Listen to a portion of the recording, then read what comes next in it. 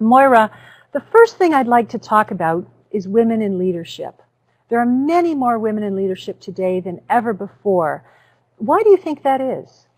Certainly women are wielding influence and exerting power in new and unconventional ways. And we're seeing more and more women have opportunity to take on leadership positions, whether it be traditional positions or power roles in business and government.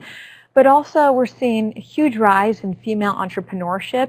But also, thanks to social media and technology, now more than ever before, voices, not just women, can have the ability to influence millions, if not billions, with the click of a mouse. And so what that means is there's far more opportunities for women to advance today.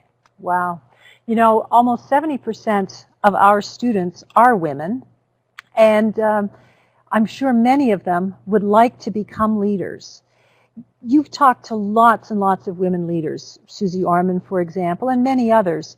What have you learned from them that you could give as advice to the women in our audience tonight? We'll get to the men next. Well, I think first and foremost, it's really important to always remind yourself that leaders are rarely born. Leadership comes through experience. It comes through trial and error. It comes the hard way. And it's really when you test yourself and you push yourself and put yourself outside of your comfort zone, you develop those skills to be a leader.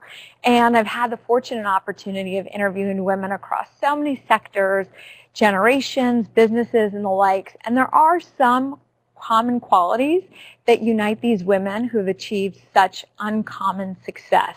And I don't think they're necessarily different than their male counterparts. Great leadership qualities are gender neutral. But there are a handful of core attributes I see time and time again that these women exemplify and they bring up as keys to their success. So what might some of them be? First is authenticity.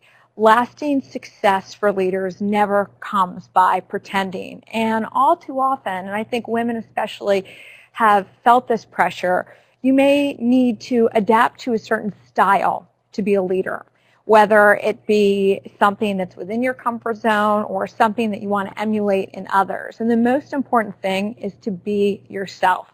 Because when you're authentic, it allows you to connect to others. And when you have that connectivity, whether it be face-to-face or over the internet, that builds community and it builds a trust that allows you to guide people and lead people through your mission. So authenticity is critical.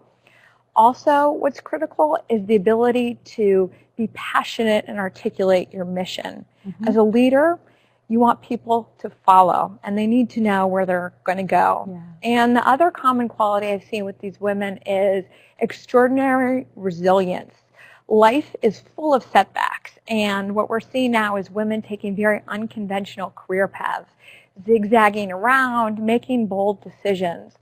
But you're going to fall off the wagon a few times. The road's never going to be straight. There's going to be detours. And those who are successful are the ones who really keep the focus on moving forward. So those are some of the most common qualities that I see time and again.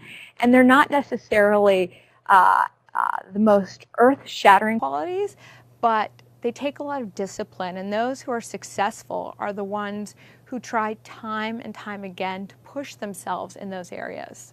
Well, that's really interesting because some of the qualities that you talk about, authenticity and stick-to-itiveness and so forth, are qualities that I think are also really important for our students as they finish their degrees or get their second degrees in light of everything else that they've got going on in their personal lives. When you think about professionals and what they do to keep focused, what sorts of things come up? Well, I think when you're taking a look at your life, there's so many different spheres of your life. Professional life, personal life, academic life, and what you have to really focus on and understand is what are your priorities? And does your calendar every single day match up to your priorities? Does your time match up to your goals and ambitions? And are you constantly giving yourself checkpoints along the way to get there? And so focus really comes through discipline. And that first, though, the hardest part is that self-awareness to know what you want, Mm-hmm. and to know what you want versus what you think you should want, Yeah. what others think you should want, and what people expect of you. So know who you are, and then with that you can build goals and a roadmap that even if you get derailed can help get you moving forward. Oh, that's great advice. I know that in your discussions with folks and also in your personal life, you've been an entrepreneur and you've talked with lots and lots of entrepreneurs. What about entrepreneurship? Tell us what you think there. What is the key to successful entrepreneurship? I think the key to successful entrepreneurship isn't necessarily any different than the keys to successful leadership in corporations, in philanthropy, and the like. First, and again, it sounds so obvious, but you have to have passion. And why is passion important? It's important because it gives you the confidence and the motivation to sometimes take those risks or what others see as risks. I've talked to so many women who I've said, you made that crazy decision. Was it really tough for you? And they said, no, not at all, because I really believed in what I did. So you have to have that passion, and you can't underestimate how important it is to feel that conviction. So are you authentically looking to do what you want to do?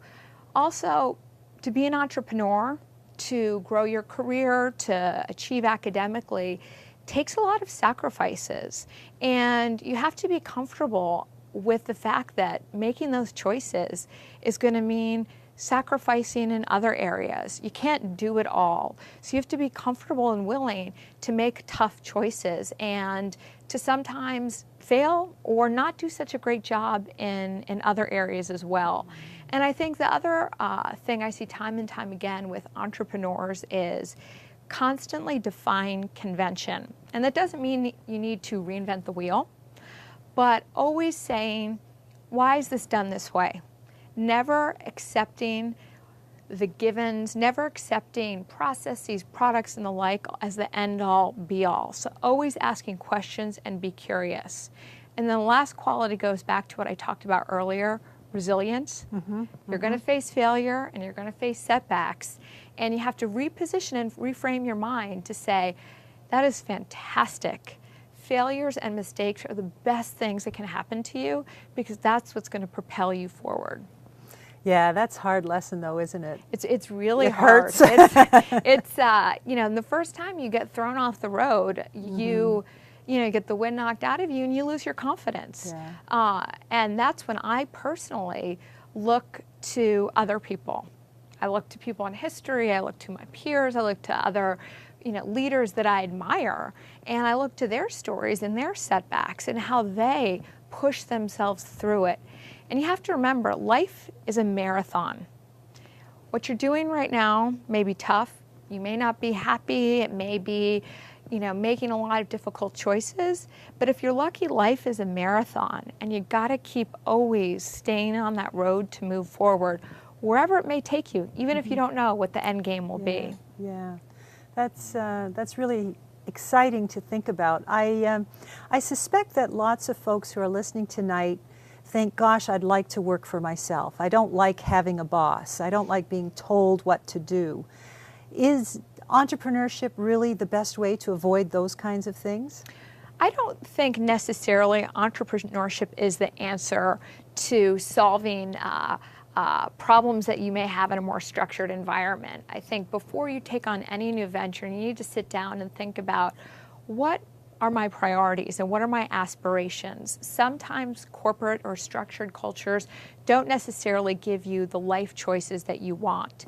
But that doesn't necessarily mean you should strike out on your own as an entrepreneur, because the grass sometimes is always greener on the other side.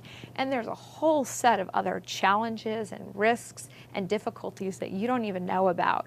So the desire to be your own boss is a great motivating factor, but that shouldn't be why you're becoming an entrepreneur. You should become an entrepreneur because you see an opportunity to meet the demands and the needs of an industry and people in ways where you could provide value. So again, lead with the right reasons, and that obviously is life choices, but if you just start a business because you don't want to work at a corporation and you don't have a great idea and you don't necessarily think it through and really calculate all the decisions, you're going to come up with a whole other list of things that you miss about that job you had before. Yeah, that makes good sense. So what are some of the entrepreneurs that you've talked with recently? You know, when you think about the corporate life, people say, well, there's always going to be lots of jobs in healthcare. There's always going to be careers in technology, at least for the foreseeable future. What's hot in entrepreneurship? Where are the places right now that people are doing exciting things entrepreneurially? Well, I think the great thing is that it is everywhere. In this country, small business and entrepreneurs have always been the engine of growth. And what's so exciting in this technology age and the constant change that we live in is the ability to be an entrepreneur is much easier. The cost of entry is much easier, meaning you don't necessarily need to have huge sums of capital to be an entrepreneur. You don't necessarily need to quit your day job.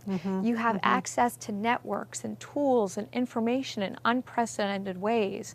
So you've got to recognize all the extraordinary resources that people didn't have 5-10 years ago and make sure that you use them. Like anything, do not go in blindly.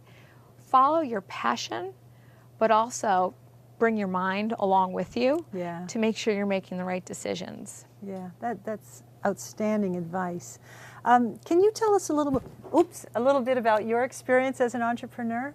Well, I would say, you know, I've had an interesting experience. I've been an entrepreneur, if you will, working in a family business that's nearly 100 years old.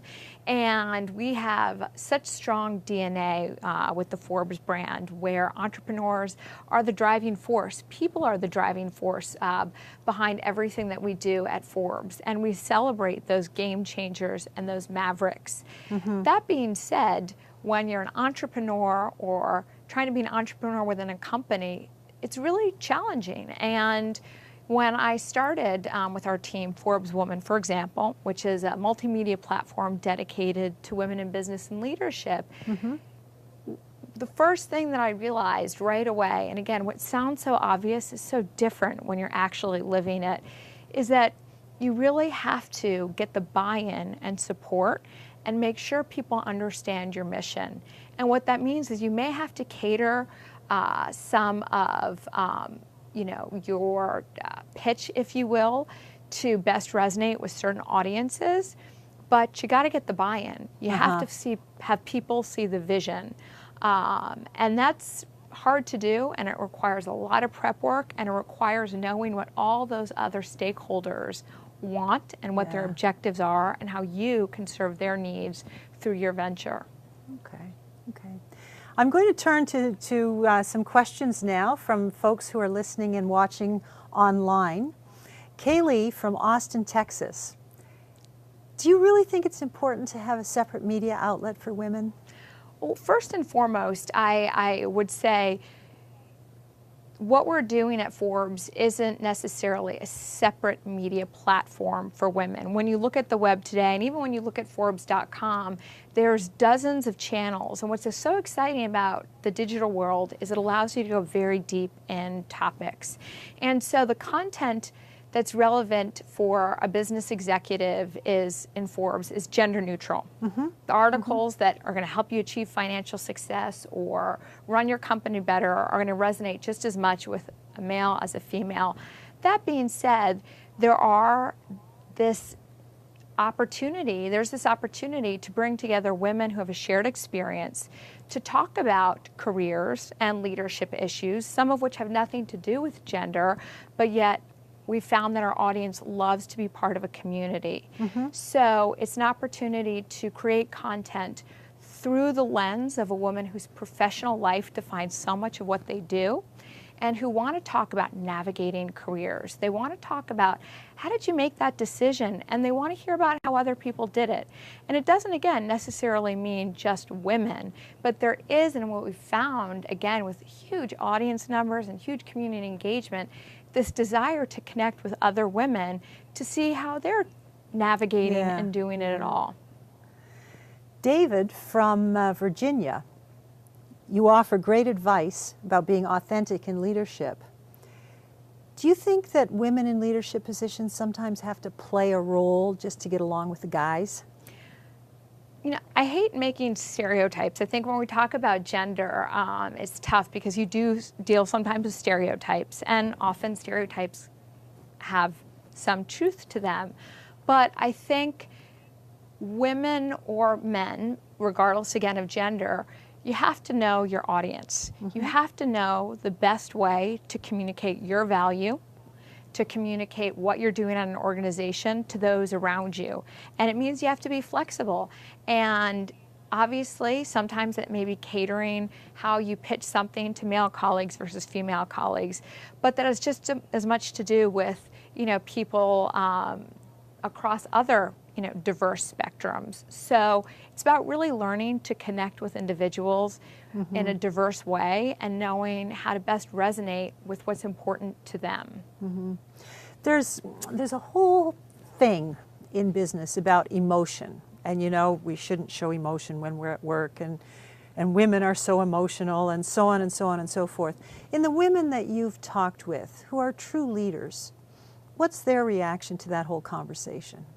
There still is, I would say, a bias or challenge for women who are trying to be authentic and show emotion in the workplace. There's definitely huge backlash. If you see a woman screaming or yelling or getting passionate about something, she's seen as being aggressive. And I've seen it time and time again, and with every single woman I've talked to. If you break down in tears as a woman, it's seen as a sign of weakness sometimes. If a male breaks down in tears, it's showing his vulnerability and his passion for the business. So I would say there's still challenges on how do you navigate emotions and perception, because so much about what we do in business is driven by perception, which is why there's double standards about what you wear. Sometimes how you articulate a message. And at the end of the day, if a female leader screams or runs to her office crying, it's going to be a very, very different reaction in the community around her than her male counterparts. And we've seen that in the past year with a lot of notable female CEOs being let go from huge companies. Yeah. So what's a girl to do?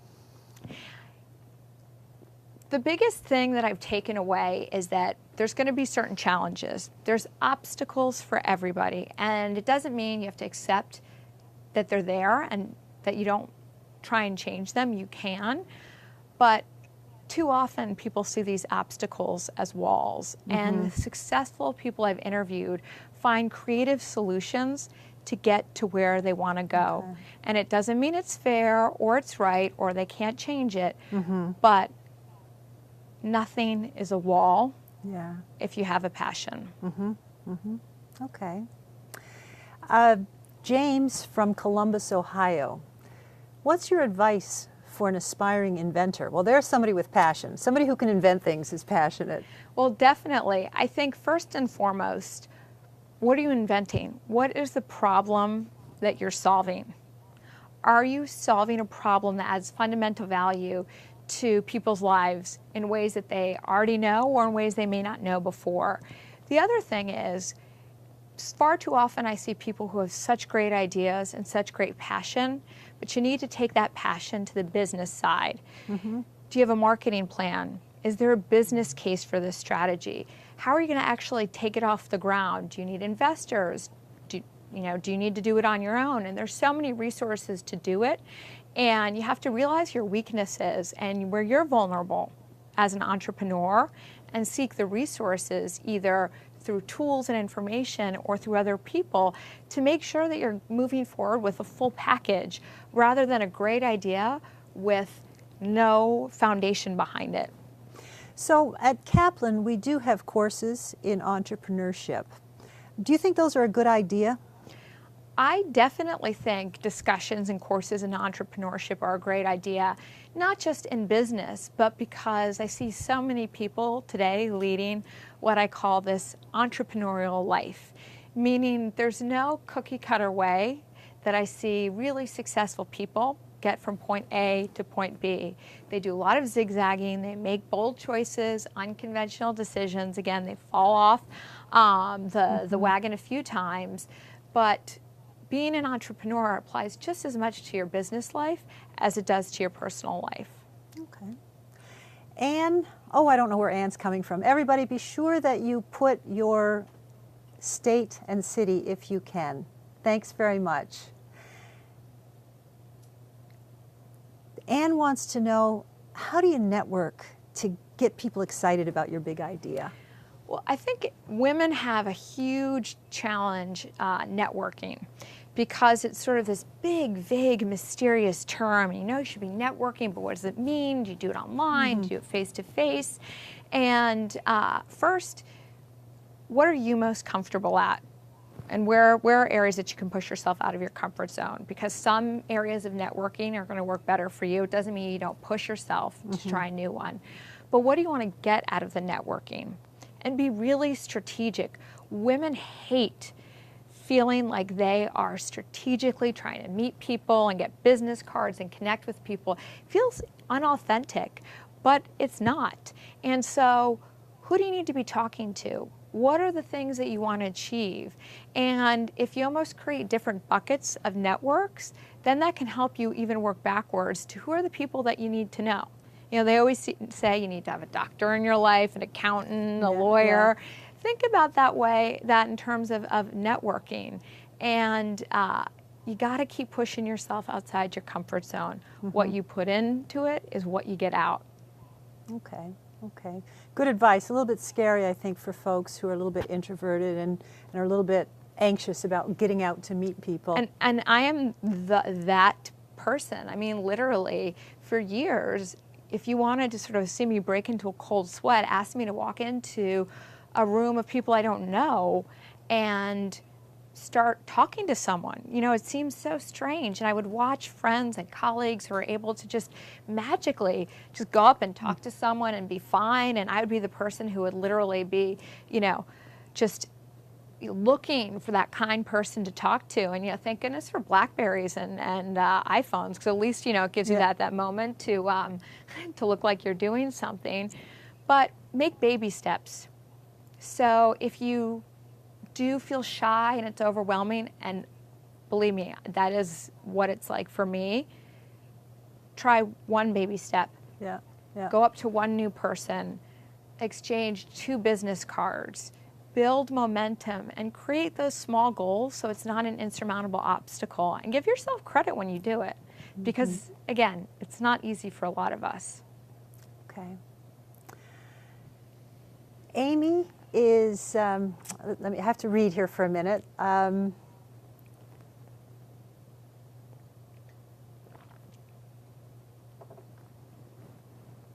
Do you think that women and men working together will come to an agreement moving forward that emotion is going to be okay, that women have something to bring, that men have something to bring, and being able to see both sides is getting better? You're definitely going to see you know, shifts in that for a couple of reasons. You know, first, there's the economic case for more diversity in companies, and that can, again, be gender, race, ethnicity. Diversity is a really, you know, broad term. But also, companies need to focus a lot more on talent innovation. So I think there's going to be an economic imperative that drives that. Over 50% of graduates in this country are women from university, medical schools, secondary degrees. And when you look at companies, starting out 50-50 or even 60% women, and you know, the pyramid gets a lot smaller to the top as you get to the top. So you're going to have to see a lot more companies innovate in terms of talent. So take the gender word away from it, innovate in terms of talent. And I think that's what's going to be the biggest driver, because we've shown that greater diversity adds bottom line value, that it's about maintaining and growing the best talent. But there's a lot of entrenched cultural barriers that haven't pushed that as quickly as we'd like. So I think there may be other drivers of change that are going to force companies to be a lot more inclusive of different leadership styles and a lot better about rethinking talent models and talent pipelines. Okay, okay. Oh, Sharon from Surprise, Arizona. I don't like that. Oh, what does that mean? Well, this is something I've experienced, so I'd love your advice. How do you stay motivated when it appears that goal after goal isn't being met, or it has to be postponed because life gets in the way, your kids get in the way, things happen? How do you just keep energized? It's really difficult because we all have a lot of junk in our lives. A lot of tough stuff, a lot of demotivating things. So I would say first, always make sure that within your larger goal, you're setting small goals so that you do see yourself moving forward and moving the needle even just a little bit. And then the other thing is, you've got to really look at what gives you energy. What's going to remotivate you? Is it going to a networking event? Is it, watching and listening to other people who have had similar challenges? You just have to remember that it will pass, that things will change. It doesn't mean it's going to be what you expect, but you have to keep moving forward. Even it's like getting out of bed in the morning when you don't want to, you just have to do it. And over time, it does get easier. And you find what those wins are that make all the rest of the stuff worth it. Oh, that's encouraging. Vicki from Boise, Idaho. How important is it to have a mentor and to be a mentor? It's extremely important to have mentors or role models in your life, and also to be a mentor of someone, particularly if you're in an industry or a profession or doing things where there aren't necessarily a lot of role models or people who you can look up to and say, I want to be like that.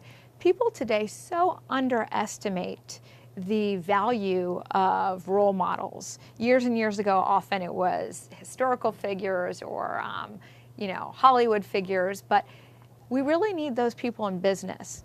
The other thing I would say, though, is there's a big difference between mentorship and sponsorship. So a lot of women will have great mentors, people offering advice and really giving you that pep talk when you need it, and hopefully you doing the same. But people need to much more aggressively seek sponsors. And what I mean by that is, who are the people within your organization or your community who are going to put their political equity on the line to help bring you up in the company? Who are the ones that are going to be your advocate when it comes time for promotion, when it comes time for a big decision that's going to say, you know what, you're that person, and they're going to put their reputation on the line. Men do it much better, and women have a very hard time finding sponsors. So who are the people that not are just going to give you great advice, but who can help you get to where you want to go and are going to put their name and their reputation on the line for the good of the company to get you there? So that raises an interesting question for me. I can't imagine going to someone and say, do you really believe in me? But at the same time, you have to demonstrate so that they will really believe in you and so that you can feel confident that they do. How do you do that? How do you find that balance? First, I think you'd always be surprised when you reach out to people to get together, to get their thoughts on something. People love when they ask you for advice. So when you look at a company or you look at an industry, who are people who are influential? They may not even be in your department. They could be in accounting. But who are the people who have a voice in the organization? And go to them and say, I'm really looking to do this. I would love your advice on this. And what's the worst thing? They say no. Yeah. So look for people, again, not just within your direct path, but who are people in an organization or community who have powerful voices that, again, other people who make those decisions about your career will listen to. Okay. That's good counsel. I'd like to turn back to entrepreneurship. We've got some entrepreneurship questions as well. Kathy from Mesquite, Texas, do you think older women past their mid-50s, still have an opportunity to start their own businesses? Undoubtedly. I think if anything, there's more impetus to do so.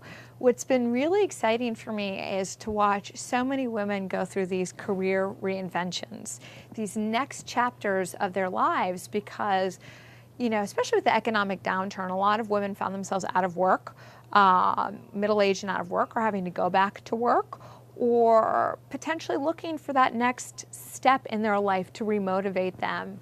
So don't think of entrepreneurship as, you know, something that's relegated to a young person, you know, who has ideas and passion as a risk taker. You have a lot of knowledge with life. Each year brings a lot of knowledge, and you'd be surprised how many of the most successful entrepreneurs and small business owners are those who do it later in life. Yeah. Sometimes they feel it's riskier, you have more to lose in some respects, but in other respects, you have more to lose if you don't. Yeah, yeah. Lorna from Milton Freewater, Oregon, would like to know if you can help us address the issues associated with women stepping out of the workforce, stepping into the workforce, having children, having to start again. And how do you make that happen? How do you get that to work? Well, there's, you know, the challenging part of the answer is there's no magic bullet to it. Some companies are much better than others in terms of being able to help people navigate their careers and to be flexible. But I think, again, what's important to always remember is, what are your priorities? What are the decisions that you want to make? And I had one very senior woman in a bank, again, an industry where very few women, one of her direct reports came in and said, "I'm pregnant, I have to quit." And she said, "Oh my gosh, I have 2 kids. How did I create this environment where she feels like she, you know, can't be a mother and do this job?" We so often underestimate ourselves. The other thing that I see time and time again is you have to be comfortable with putting more priority in one area of your life at a given point in time versus another. I talked to one executive who had a sick child, and she had to take a step back out of the workforce. And she said, "I saw so many women and men drive past me, and I knew I was more successful or that I had more talent." She had that drive. Well, guess what? She's now running a company. So you have to look at the big picture. The other thing I would say in terms of navigating your organization is you have to prove your value. Some of the most creative and interesting stories I've heard from women who are at companies. For example, this woman worked at a Japanese manufacturing company. Industry, not a lot of women, Japanese culture, very male dominated. She made sure that she was indispensable to that company and to her bosses, so much so that she said, "When I leave, you know you're going to need me in a year's time to come back." And this is pushing yourself out of the comfort zone. Again, it might not be fair. It might not be what you want to do. But if that's your end game, find the solution to make it happen and do not be shy about it. No one will ever fault you for trying to follow your passions and interests. And just give yourself a break. That's the other thing. Yeah. Time again, the one thing I hear from women all the time is I ask women who have sort of the peak of their careers, 50s, 60s, what's the one piece of advice they would given themselves ascending in their careers? And they say always, every single time, "I wish I let myself off the hook. I wish I gave myself a break. I wish I wasn't so hard on myself." We are our own biggest, harshest critics. Yeah. And just do the best that you can. Yeah. Deborah from Ocala, Florida. Some professions, like human services, are run by governments and nonprofit agencies. How do you start one of those? Do you have any idea about that? How do you help in the helping professions? Certainly we know that we need lots and lots of people who are entrepreneurial in the helping professions. Well, one of the things we've seen a huge emergence of is social entrepreneurship and what we call the giving chain. And that is this extraordinary opportunity, you know, that if you empower one person to either achieve success, or in some cases in third world countries, emerging markets, to better their families, that has a huge ripple effect on communities. So social entrepreneurship through microfinancing, through empowering others to lead that change in their lives. And the great thing is you can start small. What are you passionate about? Where do you see opportunities where your talents can be of need? And how do you leverage tools like the internet and social media that cost nothing to help build a sense of momentum and a sense of support for your cause?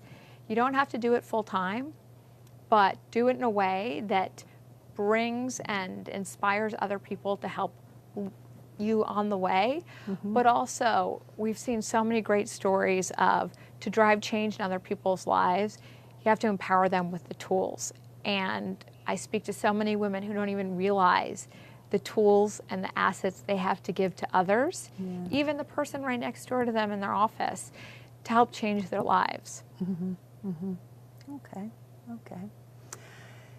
Do you think that there's a better or worse time to start an entrepreneurial venture? Christine, who's from Peru, Illinois, would like to know. I think the right time to start is the right time for you. There is no good time or bad time in life, because again, you never know what curveballs are going to be thrown at you. Obviously, in an economic downturn, there might be less access to capital, but you got to do it when it's right for you. There's never going to be a perfect situation where all the stars align. So, if you have the motivation, you have the idea, you build support and structure around that idea, then that's the time to do it. It may be more challenging circumstances, but in a few years, you may not be in that place to do it. Yeah. Dawn from Chandler, Arizona. Maybe it's Chandler, I don't know. These are hard The cities. geography lesson. Yeah. I'm glad I have to pronounce the cities. Yeah. I would. What's the butcher it, one sorry. word that you think of being first and foremost for someone to think about on the path to success? Resilient. Resilience. Okay. Dawn, I hope that helps you. I think being resilient is pretty tough. Fail often. Yeah. I wish there was a new word for failing, because no one who's successful hasn't failed dozens of times. Okay. And the more you do it, the easier it does become. Yeah. So the next question from Kathleen in Boston, and is one that is going to change our conversation a little bit from sort of doing the work to telling other people about the work, which gets us into your life in journalism. So first, Kathleen's question: how can we gain credibility in our communities when, we've got this new venture, we're just starting out, we know that it's good, we work from home, and everything is so competitive? What kinds of things can people do? First, don't be intimidated by that. If you have a powerful message and you have a strong voice, and now you have the platforms to communicate that and scale that, that is half your battle. So I would say, really focus on what's your mission. How are you going to inspire that same sense of passion in others? And then what are the tools that you're going to use to make sure that that passion and your voice gets heard? Also, who in the community are other stakeholders who can add value to what you're doing? What we see with so many of these different power women I talk to is they leverage their experience and their success in one area of their life to drive impact in another. So you may be really great at marketing. That's what you may do in your day job. Well, how can you then take that same skill set, again, not reinventing the wheel, and apply that to a philanthropic endeavor or an area that you want to give back and have impact? So use the tools that you have, from hard tools like the internet and social media, and tools that you have personally. Scale your voice, be consistent and diligent. Consistent and diligent, and willing to learn, and find other key influencers that you can bring along the way. Okay, good. So let's turn to journalism. It's in your blood. It is, yeah. And I'm sure that lots of folks listening tonight would like to find out, how do you decide what to put in into your media properties? What's interesting to people? How do you figure that out? It is so different. I would have answered that question so differently 10 years ago. Now, given the digital age, even though our print products around the world have never been stronger, in the US, for example, Forbes magazine has never had a bigger print readership in our entire history. Well, congratulations. But thank you, and a digital platform as well. But what's amazing is before there used to be a wall, journalist and the audience. And now that wall has been broken. So if you go onto our site, Forbes.com, for example, you can see how many clicks, how many views every single story gets. You can see all the comments and participation. So what's really exciting is that our audience, our community, is not only telling us what's important to them, but they're also helping drive new stories and new content that we never before would have known about, or wouldn't have necessarily known was as important as it is. So there's a much closer relationship between the journalist and we call our audience participants than ever before. So it's our brand DNA, which we never stray from, and that's really the innovators, the game changers, and who are the mavericks, changing the face of business, not just here but globally. And then also, what are the tools and the stories that people want to hear most? And what's great is they tell you. Whether you want to hear it or not, they tell you. So that kind of tells me that everybody who's listening tonight can have something to say about what's going to be in Forbes. Huge, huge voice. And again, that's what I talked about before, unprecedented opportunities to have a voice and to have impact. You would be amazed, again, at just the level of participation with our audience.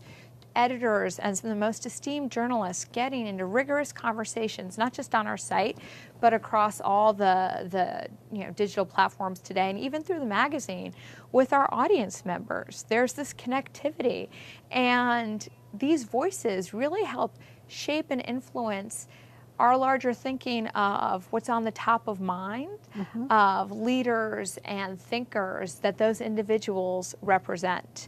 And so again, we've had a strong brand mission for over 100 years, and that's been very clear, and that's helped us in this commoditized information age. But also, journalists are no longer faceless, nameless people. People want to engage as humans, and every single person has an opportunity to have a big voice. The problem is, often they don't realize it, and often they don't take the time to get that voice loud enough. Okay. So what are you excited about in terms of Forbes Woman, and what are you worried about? What I'm most excited about is just the opportunity.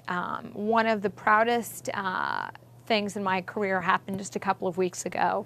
We launched, we have our annual 100 Most Powerful Women's list, which looks at women across diverse fields, countries and the like, who are wielding influence and power. We took this list, or this franchise, and did a deep dive into Asia.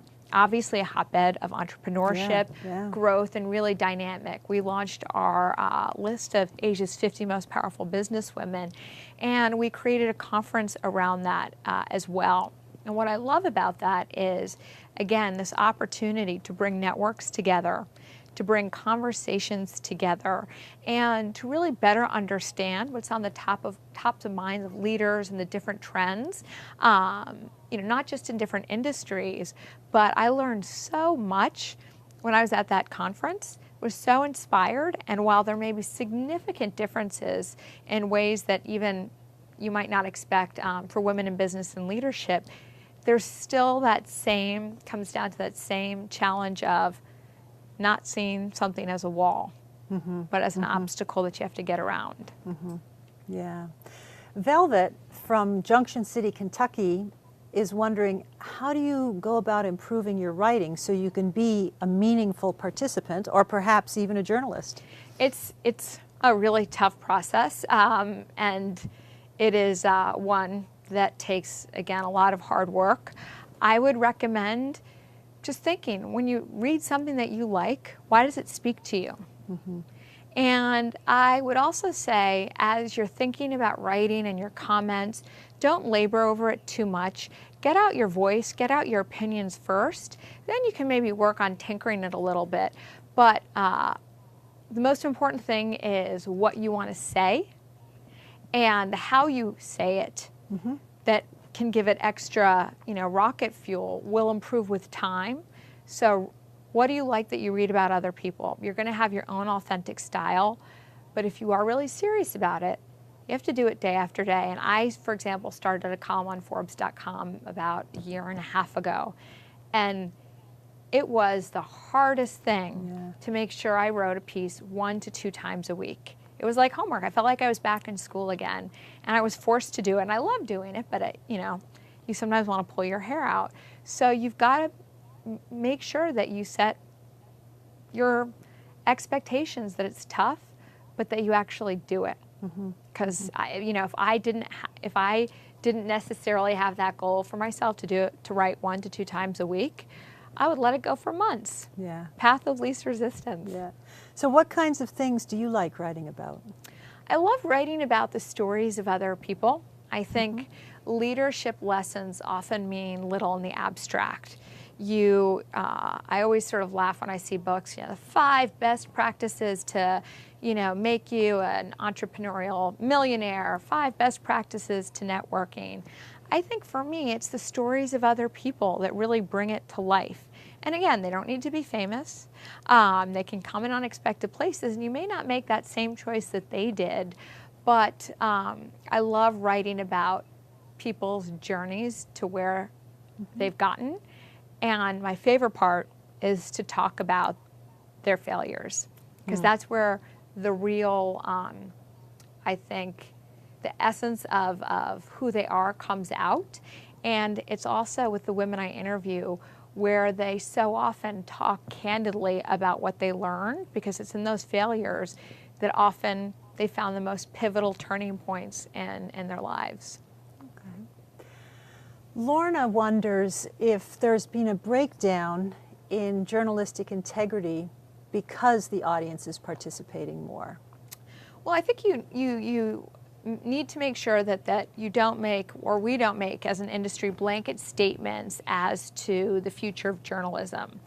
Obviously, never before has there been more information, and there's this white noise, overwhelming plethora of information, unvalidated sources, people just throwing opinions right and left. So what you have to do is find the people and the brands that are the filters for that information. Who are the trusted resources that you're going to turn to? Because again, there's no filter. Anyone can be a quote-unquote journalist online, but you've got to always do your homework, whether it be through the brands or the people themselves, as to who you follow, who you look to for advice, and who you look to maybe change the way you thought about something. So I wouldn't say there's a dilution of quality. There's just a much bigger world of opinions and expertise and insights and a lot of garbage. But I think having more opinions and having more voices is far better than just having a rarefied few. Okay. So that leads me to a question about how do you decide what to read? There's so much choice, and if we really read everything that's out there, if we really watched all of the news shows, if we really paid close attention to everything, we'd be completely morbid. We couldn't do anything because there's just too much. How do you pick and choose? Well, I personally pick and choose by sort of, again, bucketing things. What are areas that I need to read about that I may not necessarily have a passion about. So, for example, personal finance. The last thing I want to do when I get home is open a financial statement or look at the stock market or read about what I should do with my 401k, but I have to. Sometimes there's industry information that's sort of the must-reads. So bucket it in terms of what's the must-reads, what are the things that are going to give you energy and inspire you, what are the things that are going to maybe push you and push your mind to think about things differently. So you have to be strategic. And again, you don't want to, it's not a science, but you know, if you are really seeking ways to you know, gain and grow from this new opportunity for information, you do have to then do the homework to really figure out what you want to get out of it. You know, don't read something just because you feel like you should be up on current events. Maybe you should be, but if you don't care about it, or it doesn't add value to your life in some way, then it's not going to stick, and you're not going to keep up with it. So, what do you have to read? What are you passionate about? And if there are things that you need to know that you find boring, it's amazing how different paths to that information make it exciting. For me, I terrible remembering history, terrible dates, so I always read memoirs of certain periods, because to me that's the best way to, it's sort of this back door for me to learn about cultures and religions and history in a way that, you know, a general book on World War II, for example, would never allow me to do. Okay. So we all have to find our own way to capture the information that's important to us. What about judging whether or not something is good, worth reading, a bunch of junk? How do you do that? Well, again, it depends on what that information is. Is it worth reading if it makes you laugh, if it makes you think a different way, if it really provokes, you know, anger and frustration? Or is it something that's going to fuel, you know, what financial decisions you make and things like that? So what's worth reading is very, very subjective. But also, again, you have now this entire worldwide community of people who are weighing in on information. So if there's a big voice out there or someone that you come across, there's a lot of different checkpoints and filters through the web that can kind of give you a barometer on whether this person is for real. And if you are reading them and for whatever reason you maybe are distrustful or, you know, you want to know they're credible, then do your homework. But again, there's now so many tools to see, you know, whether this person is a powerful influencer or just a voice that's making noise. Okay. I'm going to paraphrase, but Sandra from Cary, North Carolina, is interested in the impact that journalism has on the world. Obviously, journalists reflect the world, but certainly in this 24/7 news period, they kind of make the world too. They do. What do you think about that? You know, it's a really interesting relationship because I think, you know, reporting news or what news you choose to report and how you report it fundamentally shifts the paradigm of some of the issues that we talk about. So journalists have incredible power to shape the conversations that we're having, to set the agenda on the topics that matter most to us.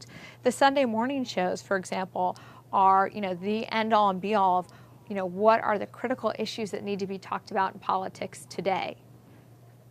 That's people, a group of people, a group of journalists saying, I think this is important, I think that person is important.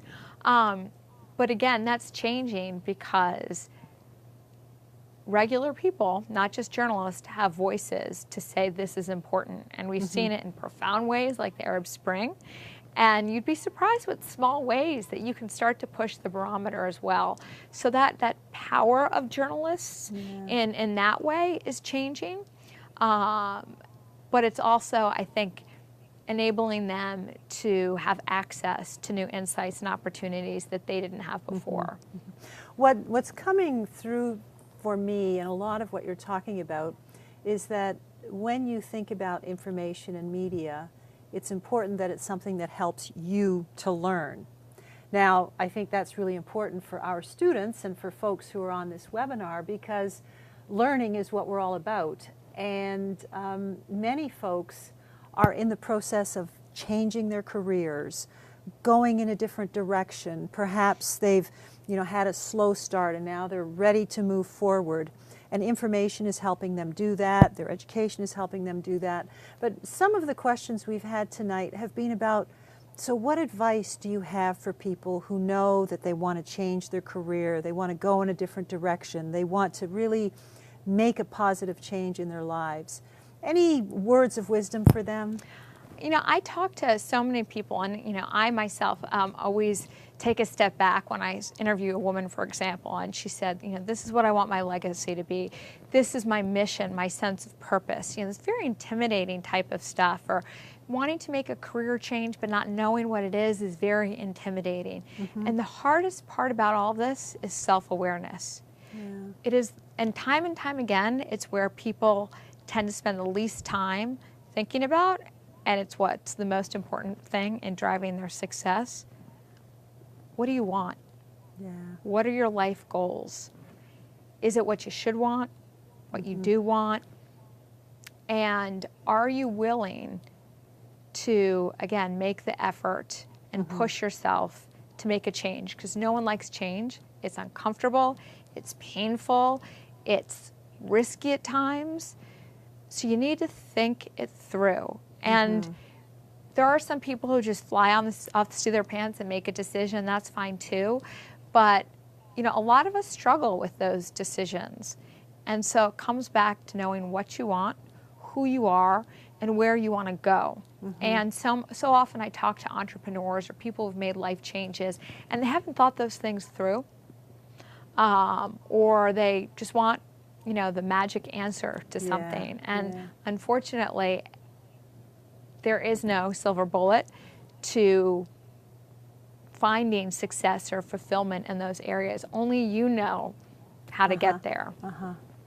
And only you can find the resilience within yourself. Which is the scariest part about it. I mean, it's very, very scary. And when you come face to face with what you want and what it takes to get there, it's really intimidating. A lot of women I talk to don't even start on that process because they're too scared they're not going to get to that goal.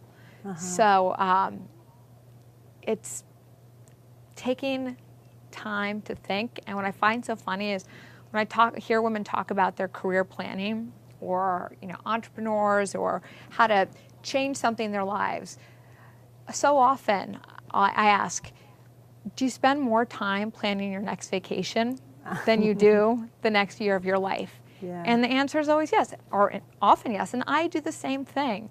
So how do you make sure that all those priorities and where you allocate your time match up? And it's important to always find ways to take a step back and get that perspective. We go far too fast, and I don't have the answer to the best solution to taking those sort of points to step back and recheck and recalibrate. But it's something that people who have found the most fulfilling lives, however they define success and happiness, have done. Wow, that's really, really important advice. We're at the top of the hour.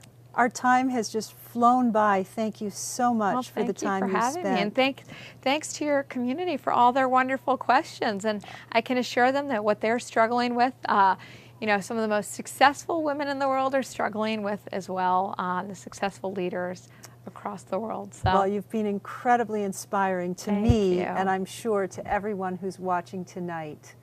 We're going to close this evening with a survey, which will appear on your screen in a minute. Your feedback is really, really important to us, so please do take a minute to fill it out, and be sure to enter your contact information if you'd like to learn more about Kaplan University's programs and degrees. Thank you, everyone. The questions have been terrific tonight. Have a great evening. See you next time.